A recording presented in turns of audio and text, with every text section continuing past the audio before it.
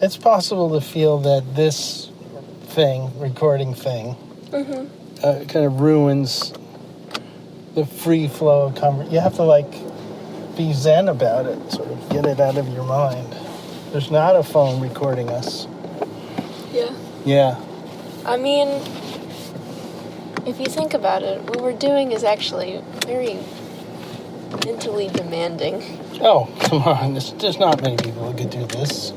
I mean, I'm not even sure we can. Evidence suggests that, in fact, many people can do this. Can they do it well? Who's to say? I mean, if you define this as the way we podcast... Oh, yeah, no. There's very few people who would even try. I mean, I couldn't drive and produce content at the same time. Yeah. I can barely drive and listen to music at the same time. Same. Is my driving on autopilot or am I talking? Well, imagine if both were on autopilot, though. Yeah. Ooh, that would be bad. It would just make for bad podcast experience, and also me having a bad experience. And also bad driving. Yeah, this is what I'm saying. Yeah, I'm not sending a link of this to our auto insurance company. Unless you think I should. Unless you think they would listen. Exactly.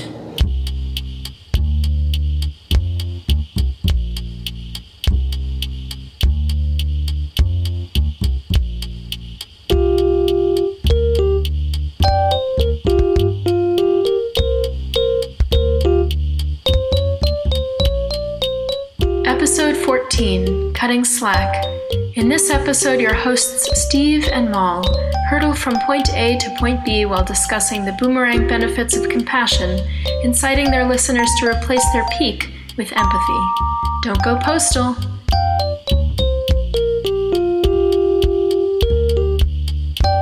Listeners, please be advised there are occasional cuss words in these episodes, so now you know.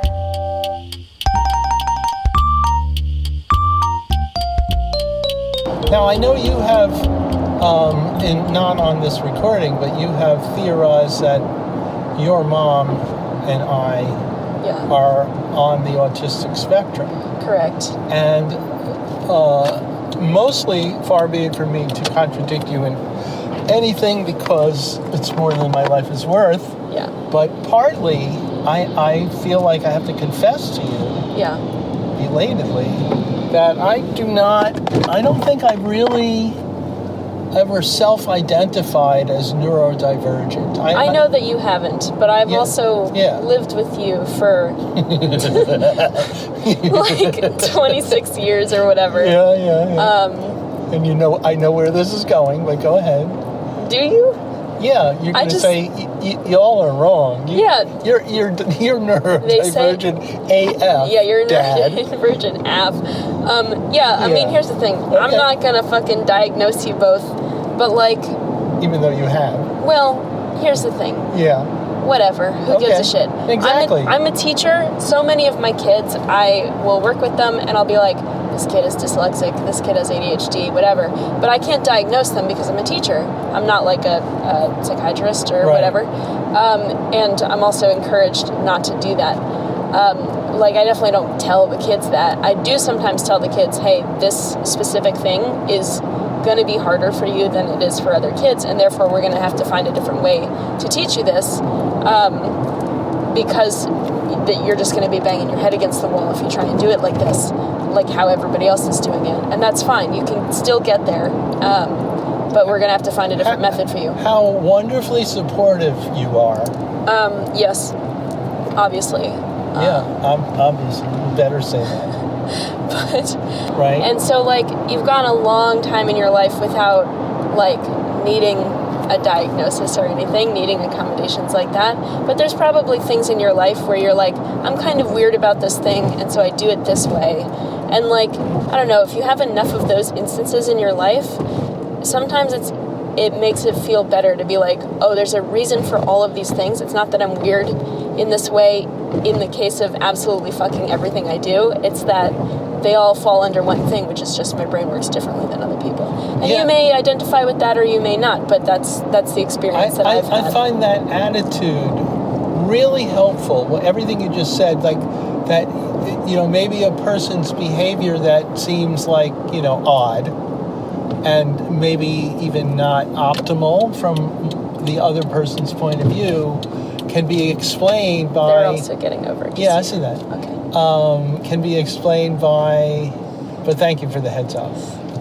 So I didn't ram into that truck. Good. Big ass container truck. Right. Oh, it is an Amazon truck, though. Maybe you should go for it. What if it was a Netflix truck? Then you should definitely They don't have those. But what I was saying is, lately, I don't know if this is under your beneficent influence or maybe just life, I've learned. But lately, it's very helpful to me, particularly when I'm thinking in my own curmudgeonly way that somebody I'm dealing with is like really annoying. I'm finding them really annoying. If I can get to this attitude where, like, wait, maybe there's just something about their wiring that makes them have to do this, it definitely takes the edge off of my annoyance. I feel like, it's so much easier to take if you feel like, they can't help it. Yeah. Rather than they're doing it because they're just like a supervillain, evil, horrible person, and I hate them. Yes. So there is a postal clerk in a town where I go to the post office. And I was there maybe yesterday it was, I think. No, day before yesterday. Because I had to mail a letter, certified mail, for work. And I knew that this clerk is there. She's like kind of the head clerk. And she's often there. And I thought before, I was a little rushed, having to get stuff done.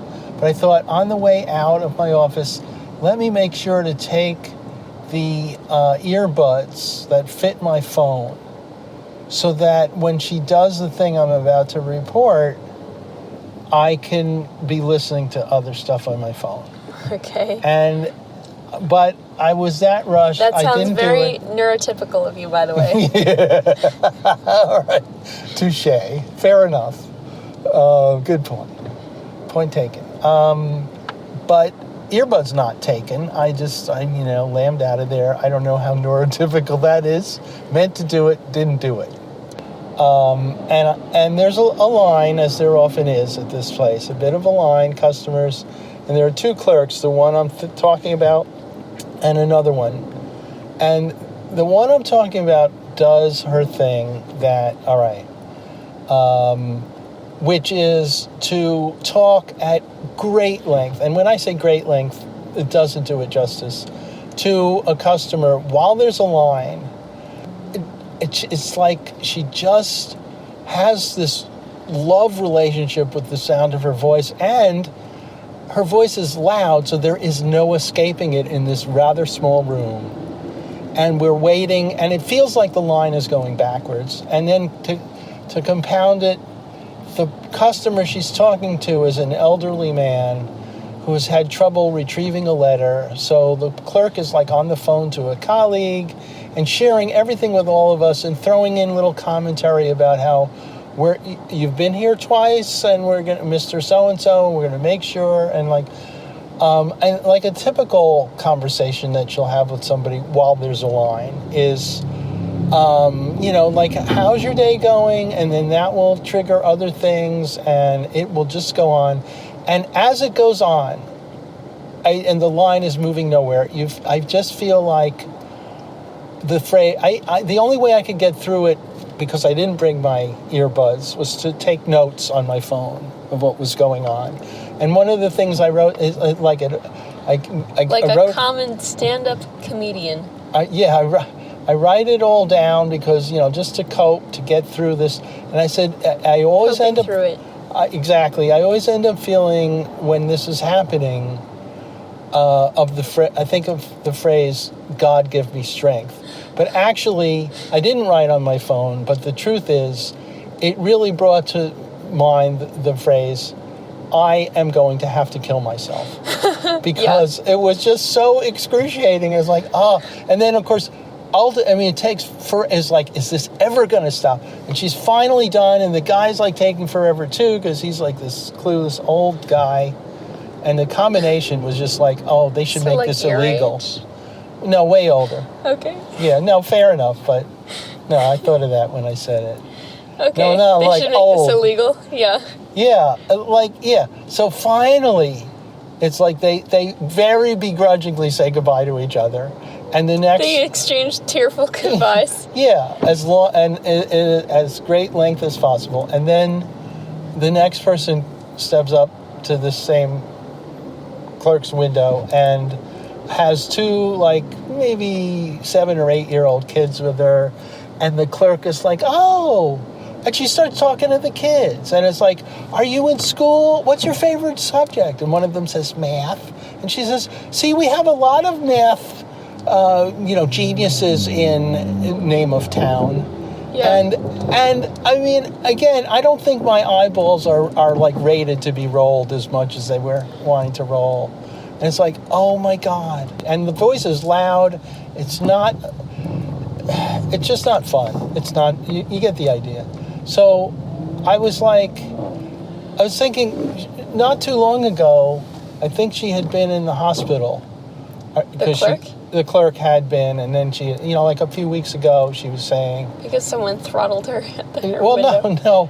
But I was thinking, I was thinking of, like, the next time I go to her window, like, when I was there during this time I'm talking about, I ended up, it was my turn to go to the other one, who was nice, quiet, efficient, done, and not like... And you leaned across the counter and gave them a kiss on the mouth. No, I wanted to, but... the one I'm talking about, I was thinking the next time I am at her window, I'll say, like, are you okay? But this time I had much less kind thoughts, and I was thinking, well, I don't actually wish that you have something like really seriously wrong with you, but if it could somehow knock out your vocal cords, I would... Yeah, very unkind. Awful. Yeah, awful. But here, okay, so this is as of a day or so ago. The old Steve is reporting this story to you. But the new Steve, who is capable of moments of, a much more... empathy. Yeah, a nicer outlook on people and stuff. It has occurred to me, partly under your influence, that... And I meant to look it up on my phone. So we know that there's a thing, because you mentioned it, called hypergraphia. Mm-hmm. But there's probably something called hyperloggia, which is like you just can't stop talking. So, I mean, I didn't look it up, but it's like maybe she has a condition, and that makes it so much easier to take that other than will you stop talking. This was a thing that I used to do in, like, middle school, high school, when somebody was, like, being really annoying or pissing me off, or, like, I just found them really unpleasant to be around, really negative or whatever. Whoever's doing that, do they even know that we're recording a podcast? I saw them coming. Can they chill? Anyway. Yeah. But when I would... when I Can you would chill? have, Just a person that... who was, like, being fucking annoying, whatever, I would just picture them in my head, like, 20 years down the line, married with kids. And I was like, somebody will love this person. There's a version of them where they can just be normal and have a normal life and not be, like, fucking annoying to me. And I was like, wow. It made me chill the fuck out about them, actually. It's like a superpower. It was like... It's definitely a weird thing to do as a middle schooler, as a high schooler, to picture your peers who are, like, 13, 14 years old as, like, married with kids, and, like, what they would be down the line, and, like, somebody's gonna love this person. But, like definitely, like, why the fuck did I do that? Where did I pick that up? I don't know. All right, it's all good. You can't get this. Again, NPR. Yeah, your big podcast? They're good. Them. Yeah. I think This American Life is good. Ira Glass, hit us up whenever you want to be on a real podcast. Radio Lab. Yeah, I mean, he'd have to drive with us. You'd have to sit in the back. Yeah. I love Ira Glass. Yeah, me too. And Glenn Washington does Snap Judgment. There are some good stuff on that.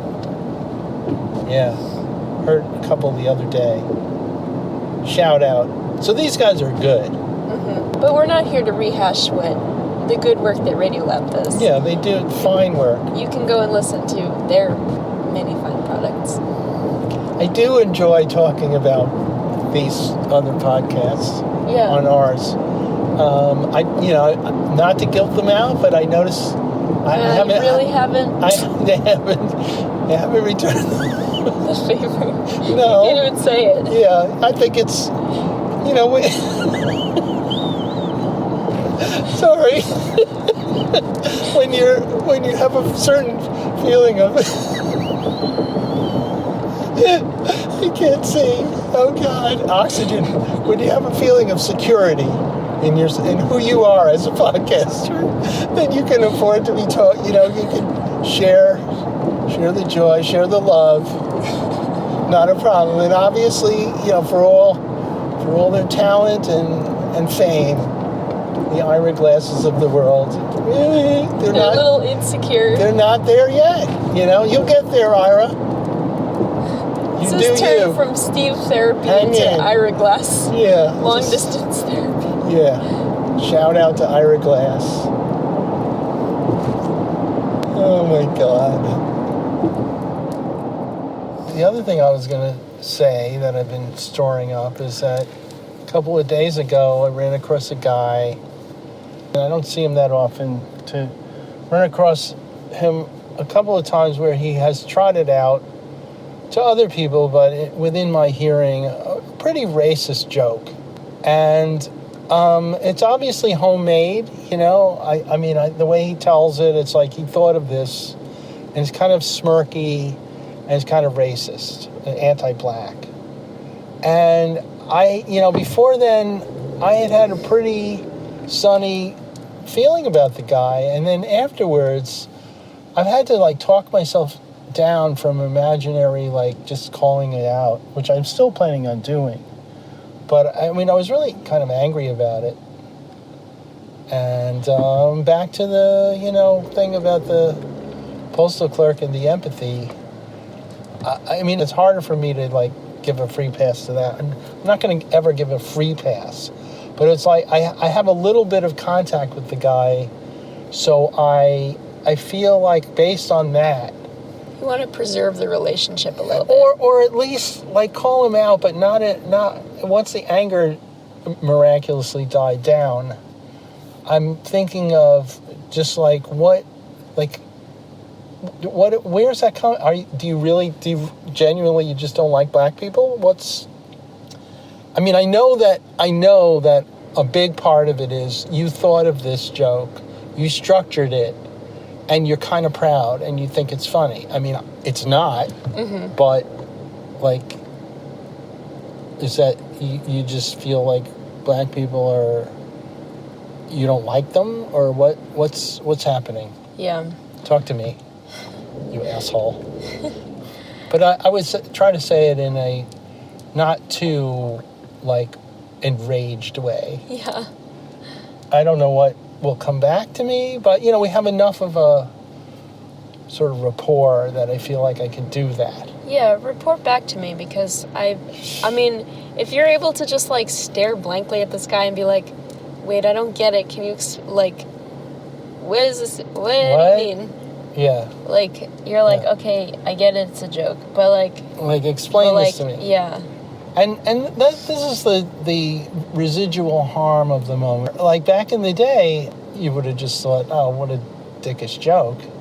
And now you're oh, is your entire outlook really fucked? Yeah, does that mean all of the other stuff comes with it? Yeah. What? How far down does this go? And that reminds me, thank God. Okay, root canal the other day. Oh God, okay. Sure. I had root canal the other day. Okay. So I'm lying. No urologist this time. No, this is going to be less difficult for you to hear. For sure. A tooth freak. And you, a tooth freak. Yeah. A tooth freak walks into a bar. Yes. Or not. is gnawing on the bar stool. Anyway, go ahead. Okay. Root canal. For context, for Tooth Freak, see my artworks. Oh, yeah. Okay. All right. Some of which we've definitely posted in show notes. Yeah. Right. So okay, root canal. I'm getting root canal, and it's a lengthy thing. There's like the upper right tooth, and there's, it's just the tooth has, got some infection under it, which is apparently why you need root canal. And it's a lengthy procedure. I've been duly numbed up, so it's not really that painful. But it's a bit of an ordeal because it's the better part of an hour that I'm lying in the chair, like flat on my back, so she can get at it. And the endodontist, as I like to call them. And like halfway through, it occurs to me, my main ordeal is breathing is a little difficult because of the position of my head and trying to keep my breathing passages clear. But, I'm doing my job and trying to, be as mellow as I can with this ordeal.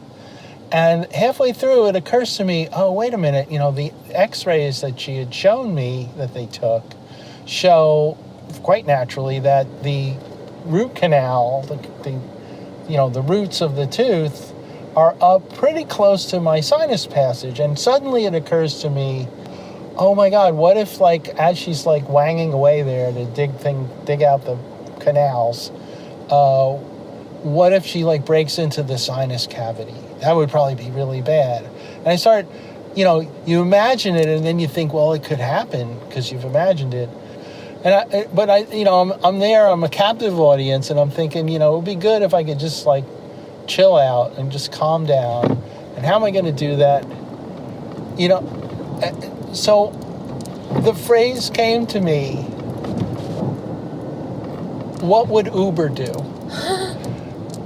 Uber being, a fictional character, both from D&D, Dungeons and Dragons. I play as Uber. I created Uber. Oober. Uber is a surfer dude. And I've also imported Uber into the novel about AI that I'm writing. Because naturally, who are the main characters going to meet in Patagonia in South America? It would be Uber. And so I'm lying in the chair and I'm thinking, what would Uber do? And it calmed me down. It partly calmed me down because it was so fucking funny for me to think of that. Yeah. My fictional, what would he do? And what would he do? Well, he would chill out. He would be like, oh, dude, it's going to be fine, It's an adventure. And when you're in the pipeline and the waves are big, it's you just got to ride it out. You just, enjoy it. Enjoy the journey. As you're flat on your back getting a root canal? Yeah, exactly. Cool. Yeah. Yep. Uber helped me. I mean, I think we need to make bumper stickers for our shop. Or the what merch. Would Uber do? Yeah. Oh, we could definitely. I think I should put in the show notes a picture of our the ride to Redacted Bugs that your mom had made up. I've been that using is merch. mine. That you've been what? Using mine. Yeah, me too. That thing is good. Merch is coming, listeners. Something to look forward to.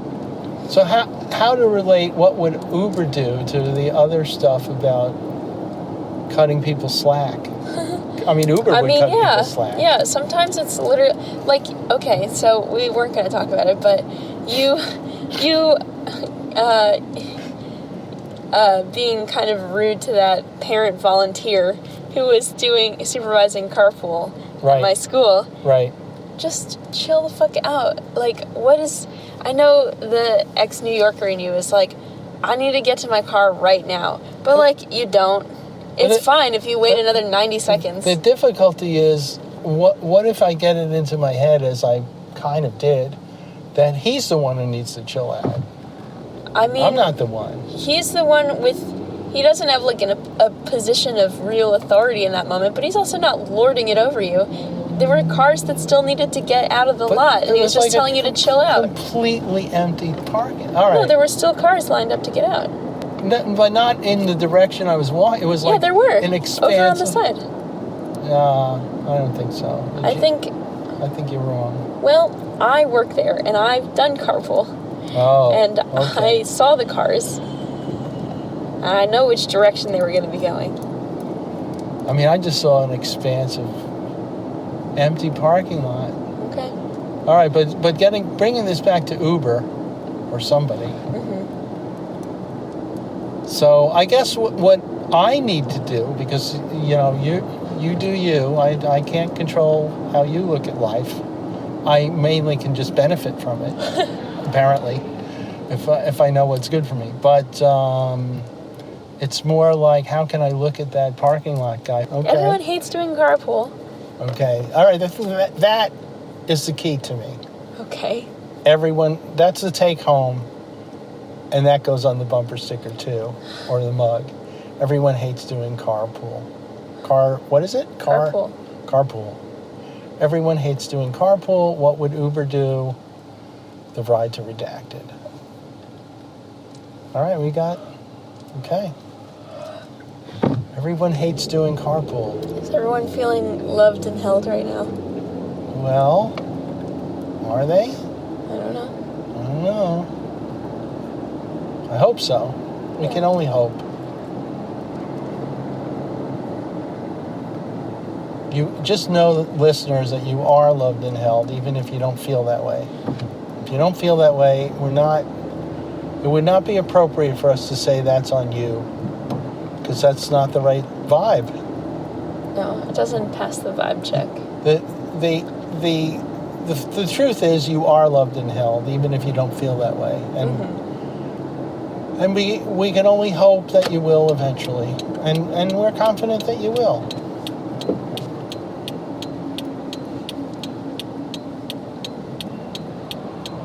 Whether you be Ira Glass or like some other person, or like a carpool guy, or Janet.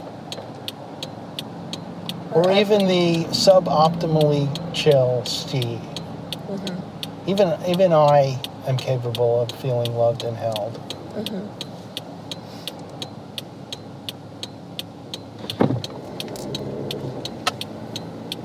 Okay. What in the actual fuck is this car doing? Just as I'm talking about being chill.